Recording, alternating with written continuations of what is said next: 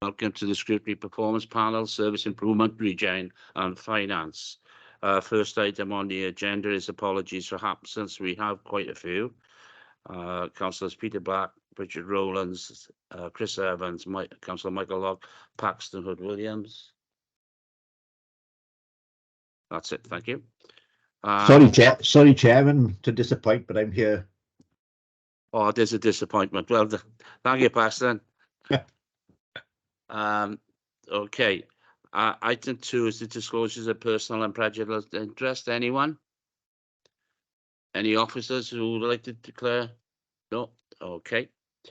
Then the next item is the standard item for scrutiny panels, and that's the prohibition of whip votes and declarations of party whips. All clear on that? Yeah. Okay. Then we move on to item 4, which is the minutes of the previous meeting, to agree minutes of the 5th of September. Any questions on those minutes? No? No? So we are saying they're true and accurate record. Okay. Item 5 is the public questions. We haven't any on this particular day. Right. Now, item 6 is the capital outturn and finance. Now, I understand the leader was supposed to be here, but what we'll do is we'll take, ask Mr. Ben Smith if he would like to go through it, and if the leader comes, then ask him to intervene. Okay, over to you, Mr. Smith. Thank you, Chair. I'll repeat what I said at Cabinet mostly, which is this is an unusual year. We've had to decouple the capital outturn from the main outturn reports, and time has not been kind to it in some respects if you've tried to read the report and fully understand it. This was the 31st of March position, finalised in June. Many of you be aware a number of other large-scale capital items have come in public or exempt session to Cabinet, and some of them have been subject to scrutiny. So you may be struggling a little bit with some of the sums in there and what is and isn't being carried forward. But it is the point in time at which I needed to roll sums forward.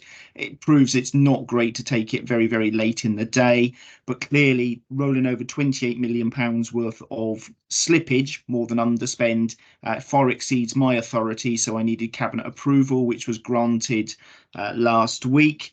But as I said, a number of large-scale schemes have come in both public and exempt sessions since, which have added materially other items to the programme, where there have been areas of material overspending or reprofiling. So I think it's probably more appropriate, as well as you understanding the technical ask to roll over the £28 million that I needed to start building the current year's capital programme, that the other items that have gone through since means that when you get a first quarter report, which will be going to Cabinet in October, and an opportunity for you to scrutinise that one, you will see that the current year's capital programme will have gone to over £150 million. Those of you that know my regular attendance, there is a distinction and difference of view between what's good or bad news. I'm very myopic on these things. I go, oh goody, we didn't spend all of the capital programme, so therefore I've saved quite a large sum of money on capital financing, which you have heard me talk about previously at Cabinet and indeed been asked here. But also there's a very large amount of money rolling over. So as I say, you can expect that the first quarter report will reference a capital programme for the current year in excess of £150 million. It has been complicated by some significant cost overruns, which every council is facing on individual schemes, and further complicated by the complexities of the contractor who was working on the Copper Bay site. That's probably all I need to say in terms of overall position. It's a regulatory gatekeeping exercise to make sure that sufficient sums are rolled over into the current year for control purposes on the capital programme, Chair. Thank you. Okay, thank you, Mr. Smith. I'm sure there's going to be quite a number of questions on it. So can I have questions? Councillor Jeff Jones first. Yeah, thanks, Ben. Yeah, it is. I must admit, I've been in the council for 14 years, and I never remember such a large carryover figure. You know, just to clarify, you're actually talking about finance as well. This carryover figure is going to be spent at one time or another. But in the meantime, where's the money actually go to, and does it actually accrue any interest? So, you know, on one hand, it's a bit of negative, shall we say, that there's an overspend and projects are not spent. But on the other hand, do we actually accrue any interest on this money? Very simply, yes, we do. You're aware we borrowed very substantially at sub 2% rates, so we hold that as cash. That is invested primarily back with the Debt Management Office and some other local authorities, and with interest rates having increased rapidly over the last year, effectively any money's not spent on the capital programme at a point in time, and you're absolutely right, Councillor Jones, it will be spent eventually. That money is effectively earning this council 5% plus interest at the moment. So £30 million worth of slippage would make me £1.5 million a year of interest. And when we come to the outturn reports, which you've received previously, you'll be aware that I report the cost of debt servicing net, which is why you often ask me questions, all of you, and rightly so, and scratch your head and say, well, how come you managed to outturn by another £9 million underspend on capital financing? Because this punk got lucky, basically, is the story. And I've advised you that this will continue for a number of years in terms of the play between fixed rates borrowed at less than 2% and interest rates elevated at 5%. Would expect interest rates to come down eventually. Would expect the whole of the capital programme, well, the capital programme will be spent in full eventually. It's like everything in the long run, isn't it? So you can think of it as, from my point of view, I see that as £1.5 million of the contribution to the capital financing underspend in the revenue outturn report you've already received. So, but it is very complicated. There have been some delays on some items on schemes for the reasons that I've already alluded to.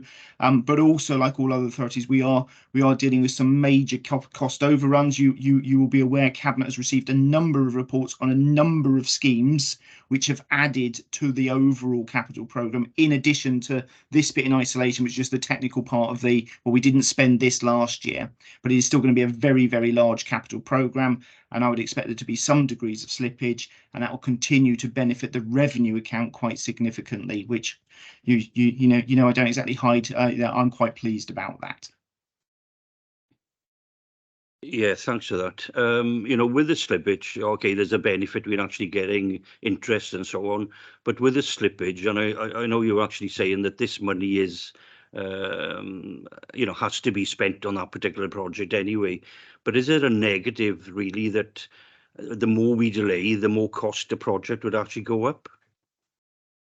There is a tension at the moment with inflation being still quite elevated, and clearly there is a trade-off there in terms of timing, but there are also capacity issues and technical difficulties which have resulted in delays. It is a finely balanced position, and appropriate provision has been made in the current year as a result of those number of reports. And I'm careful what I'm saying, because many of them have been public, but many of them being exempt items have added significantly to the overall size of the capital programme. So it is difficult to send it in the round and see it in the round about the benefit to me in terms of reporting net interest underspending on capital financing versus the cost ultimate of schemes. I think it is a risk that we accept as officers and members, which is real in a period of elevated inflation.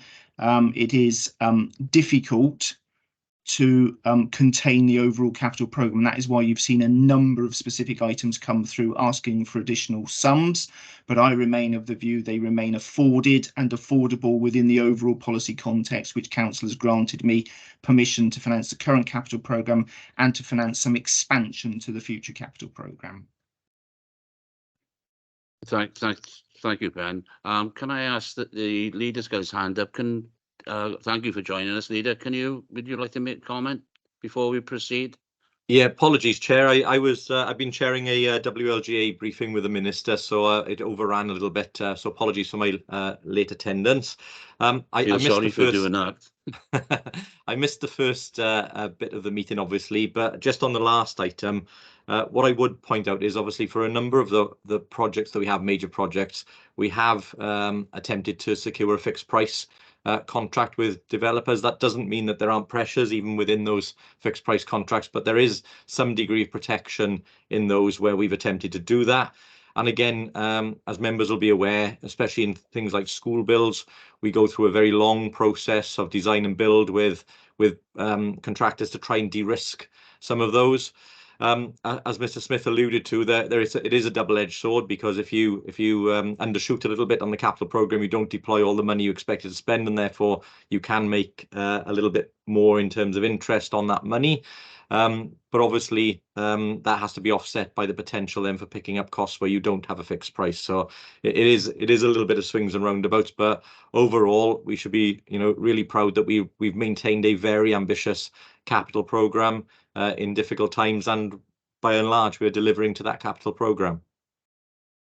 Thank you, Leader. I got Councillor Linda James. Thank you, Chair. It's just a quick question, and I need an explanation because there's something I'm not understanding. In 1.1, it gives a total of 144 million. It says excluding the waste provision, and I'm not understanding why waste provision is included in the capital programme. So could somebody explain why it's included, but it's not been included, if that makes sense? Ben, would you like to explain the capital spending on waste? I think that looks like a drafting oversight, and the capital programme is the capital programme. So I don't see the rationale. So I understand why Councillor Linda James is rightly drawing attention to it and being confused. I would be confused too. The capital programme was the capital programme as financed. As I alluded to in some of the earlier answers, there's a bigger complication than that one. At outturn, there are a number of schemes not fully resolved and have been dispatched and dealt with as a result of a number of update reports, some of which have been public session, some of which have been exempt session on a number of schemes, most notably some of the city centre regeneration schemes. So I am equally confused on that item. I don't think that the wording is particularly relevant in terms of the waste provision, so I apologise for that. Thank you. Okay, thank you, Ben. Anyone else online? No? Jeff? I have a couple of questions, Ben. It's if you, on 3.1 financial implications, we have the financing, which is supported borrowing of 6.3 million, unsupported borrowing, which is, I assume, the general fund plus HRA, of 14 million, and then grants and contributions and revenue contributions to capital. Now then, the unsupported borrowing of 14 million, if we could uncouple that, if you can do that today, if not, and the revenue contributions to capital is, I am assuming that is the underspend and the contribution into the equalisation fund, plus money that we've taken or that we have ready to go into projects which we take away from them and put it into this contribution. So can you explain them? So I'll start with the latter point first. The capital programme has to be financed on a cash basis, so that is money expended. So that revenue contribution does not include contributions into the capital equalisation reserve. That is done by way of the revenue outturn and underspends on capital financing, which is it then added to the albeit it's called capital equalisation reserve, is a revenue reserve. The vast majority of that revenue contribution to capital is the HRA. You'll be aware that the housing revenue account makes a very, very substantial revenue contribution to capital each year. I don't have to hand the split between the two on the other part of the Ask Chair, but the reality is the bulk of the revenue contribution to capital is HRA. The bulk of the supported borrowing is the capital support we get from Welsh Government, will be mostly general fund. The HRA fundamentally funds its capital programme in a different manner because it runs a very substantial surplus on the housing revenue account. But definitively, for the avoidance of doubt, that is financing the capital programme as spent, so does not include contributions into the capital equalisation reserve. As I've said, and I will emphasise again, whilst it is used ultimately to draw sums down from that to help cover the costs of capital and capital financing. It is a revenue reserve, which is extremely useful and valuable to this authority to be able to switch flexibly between the two pots, because revenue can be used to support capital, capital cannot be used to support revenue. So that table that you're referring to is the actual programme financed by capital. Any underspends on capital financing is a revenue implication and was dealt with in the revenue outturn report. It is very unfortunate because it's very rare for me to decouple the capital outturn report, for which I've already apologised. It is much better for all three reports to go at the same time, because then panel and cabinet would have received a capital outturn, a general fund revenue outturn and an HRA revenue outturn. It would probably been easier to see the interplay of all of those, Chair. And the unsupported borrowing, GFA plus HRA, how can we uncouple that? Can you do that, or do we have to go back to the general fund? I can deal with that by way of a written note in terms of the split between the two. There will be a split between the two because the HRA has to be ultra ring fenced. I just don't have that to hand immediately in the technical detail papers, Chair. Okay, on the capital receipt, I'm assuming that's across the board. It's not specific to HRA or anywhere else. That capital receipt is right across the board, all the council services. Correct. We finance the capital programme as a whole across all services. Again, the bulk of that receipt will be general fund rather than HRA, right. But we finance the capital programme as a whole. But yeah, it'd be mostly general fund. But I will make sure I give you a written note on the technical split on the unsupported borrowing element. Okay, thank you very much. Anyone else with any questions for this item? No? Well, that being the case, can I thank you, Ben, for your contributions, and again, thank you for the explanations that you've been given. And we will write with a few items that we wish to discuss. Okay. Thank you, Chair. With your permission, I will not stay on for the rest of this meeting today. Well, if that's okay. Why not? It's really interesting, the performance monitoring. And thank you, Leader, as well, for attending. No problem. Okay. Thank you, Chair. The next item is the Q1 performance monitoring report. Councillor David Hopkins. Yeah, thanks, Chair. At this point, I'd like to put on my thanks to Richard Rowlands again for bringing this report to us today. And I got to say, the report is set out quite clearly. We are still suffering with the effects of workforce challenges related to many issues, pandemic, and obviously sky-high inflation rates and cost of living crisis. I'm not going to go into any detail here, but I'm sure Richard will take us through the report as in his normal fashion. Okay, thank you, Councillor Hogan. Good morning, Richard, and welcome. Would you like to go through the report? I think there's only a couple of items really that need much discussion, but you know, do it if you would prefer to go through it yourself. Thank you, Chair. Thank you. So if I could just point members to the report, it starts on page 12 of your papers. The report sets out the performance indicator results for the first quarter of the year in terms of meeting the Council's priorities as they've been set out within the corporate plan. Paragraphs 2.1 and 2.2, which is on page 13, we explain there that the performance indicators in the report, they're the ones that have been produced as a result of the review of the indicators following the development of the corporate plan. So you can see the full suite for 2023-2024 at Appendix B, which you can see started on page 55.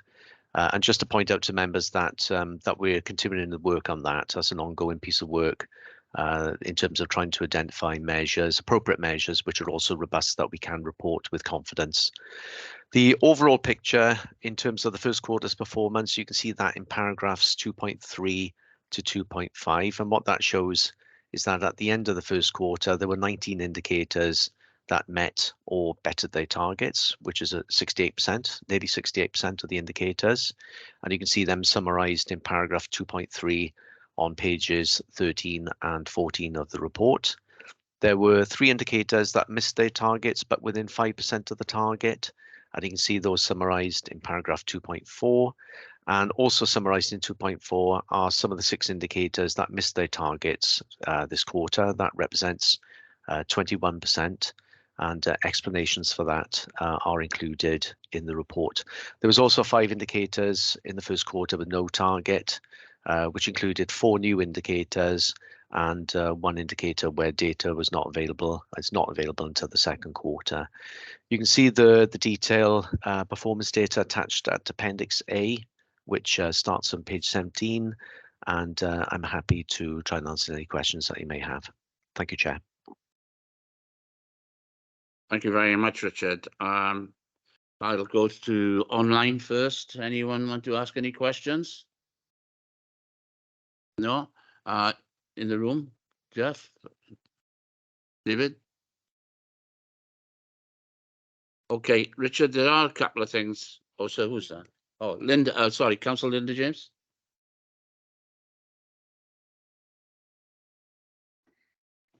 Oh, thank you. I was just trying to find it actually back in the report. There was an item, I think it was in Appendix A on the second page, and it talks about hypo-local micro enterprises, which is a term I've never come across before, and I wondered if somebody could explain it or give me an example.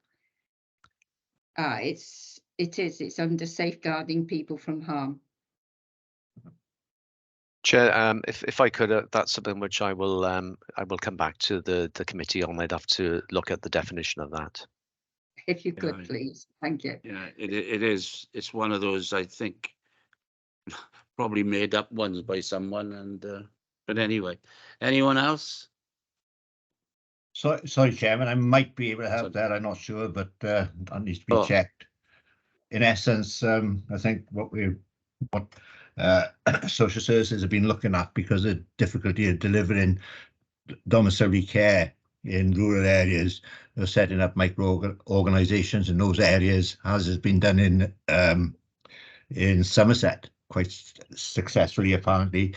Small groups of people forming a small organisation, which then will service domiciliary care in the particular area that they live. And I think that's probably what has been referred to there. Thank you. Okay, thanks for that, Paxton. Right. Okay. There are a couple of issues, Richard, which we'll actually take up with the actual departments, and that's one about the extending the percentage of care and support plans for adults due to be reviewed. So we take that up, and the percentage of contracts received by statutory children's social services. So I think we'll be taking them up with the departments, because I think it's quite wrong to ask you to do that.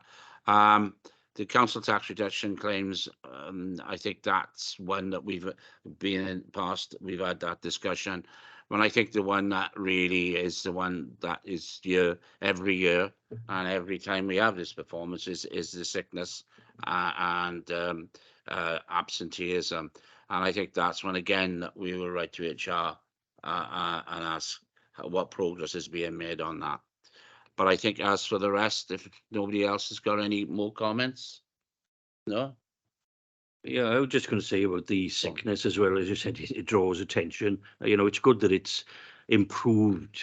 Well, Richard, I assume you can't answer really with regards to what effect perhaps working from home has actually had on sickness. You know, has that had an impact to actually improve the sickness rates? Do you know, or anything fed back to you? Yeah, I think it's probably best if HR respond to that question, because they will have some analysis on that, I think, which I think the panel will probably be interested in. Okay, yeah. Could I just come in on the sickness? What I would say, we are working very closely with the trade union at the moment, monitoring the sickness and looking at measures, what we can do to improve it. There is a slight improvement on last year, but it's certainly not enough. But I still think we are an authority that is still suffering with the effects of COVID and the after effect of that still at this day. I'm not making no excuses, wouldn't have the detailed hand with us at the moment, but I think we could share some practice with you at a later stage, particularly from ask Rachel Davis to attend to give us a breakdown of what we are trying to do to manage the sickness. It is a difficult one, because we are very much a frontline service, and we do get sickness rates, particularly in waste and domiciliary care because of the nature of the job. So, but I wouldn't have the figures to hand, particularly on the split of people working from home and any effects that have had. Okay, thank you, Councillor Hopkins. Councillor Will Thomas. Thanks, Chair. Just having a look at Appendix B, nature recovery and climate change sort of monitoring, the newly added this year. Is that correct? The whole category is new this year? Yes, new indicators this year. These are all annual indicators, so these are measures which will appear in the end of year performance report.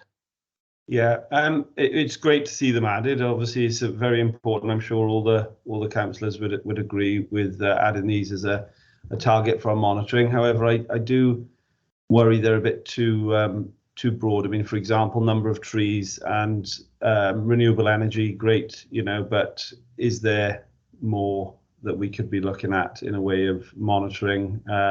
Loss of I know it's obviously very hard with resources and things, but obviously loss of habitat or increase of biodiversity, and how the council is looking at monitoring those very important things. So I'm just wondering if maybe there's a few more indicators that you could think about adding to this, so that it would shine a light on those things which are, in my opinion, very deserved to be monitored. Yes, Councillor, it's an ongoing process. We're continuing to look for new indicators all the time. It's striking that balance really in terms of having something which we can sort of report with confidence, having robust data and being able to express it in a way that can be clearly defined. So, but it is a process that we're continuing to engage with the various departments on doing, and we hope that at some future point we'll be able to bring more measures forward. Yeah, I mean, I'd just like to see more in the way of sort of biodiversity monitoring personally. If you could bear that in mind, that'd be great. And, amount of waste sent to landfill and things like that would be. Yeah. Thank you. Thanks.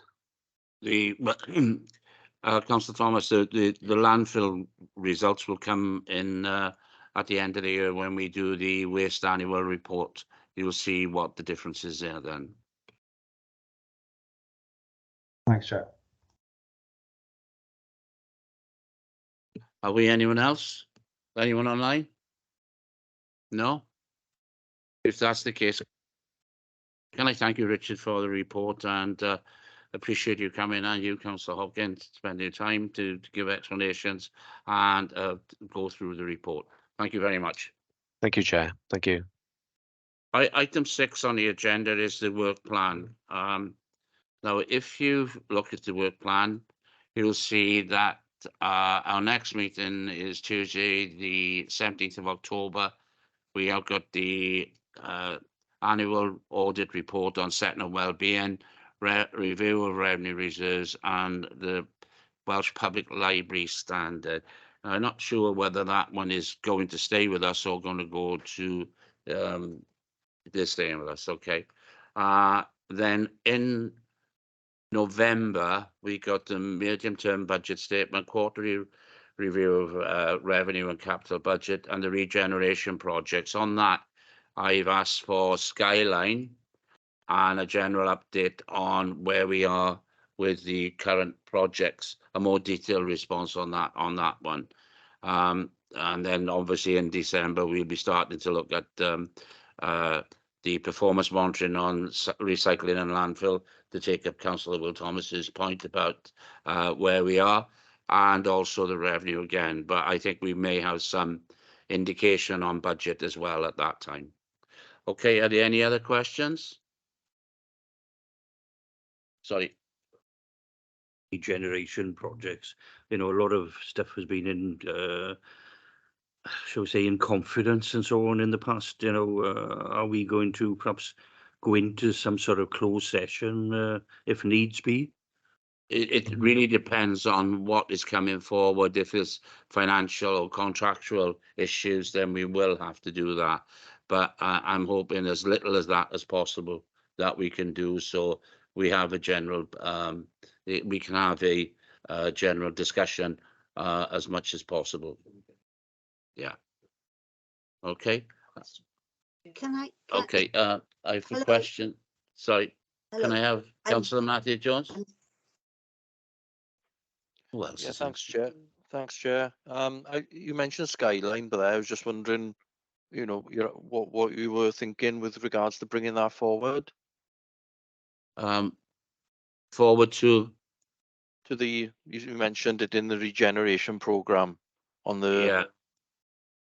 It's in November, on November the 14th. Yeah, is there You- anything to speak about at the moment? Because there's no application, to my knowledge, there's no application being submitted. That's all. I was just wondering. That's all. I'm got an issue with it coming forward. I was just. No, it's just a general update on where we Right. are with it, and not Great, just the yeah. planning application, because we have spent some money on it. So it's just a question of where we currently are. Yeah. I haven't heard there's any planning application in or anything of that nature, No. and I haven't No. seen it on the forward look either. No, that's no, it's fine, Chair. Obviously, I was just wondering. That's all. No, I'm happy Okay, for an update. To be honest. Great. okay. Thanks. I've got Councillor Susan Jones. Thank you, Chair. I just wondered, along with Will Thomas's comments on what we should be monitoring, whether pollution with the new 20-mile-an-hour speed restrictions should be included maybe in the future, because I think this is going to add to pollution in the area. Where we can always ask the question, Councillor Jones. Thank you. Any other questions or comments? If that's the case, can I thank you all for attending, and the next meeting will be on Tuesday, 17th of October, sorry, at 10 a.m. Thank you all. Thank you, Chairman.